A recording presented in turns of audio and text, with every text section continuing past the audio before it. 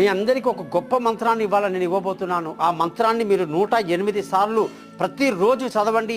అష్ట ఐశ్వర్యాలు మీ ఇంట్లో ఉంటాయి. అలాగే ఈ మంత్రాన్ని తప్పకుండా మీ నోటితో మీరు చదవాలి, కానీ ఇది వాయిస్ రికార్డ్ చేసి ఇంకోళ్ళకి పంపిస్తే అదృష్టం వాళ్ళకి పోతుంది కానీ మీకు రాదండి.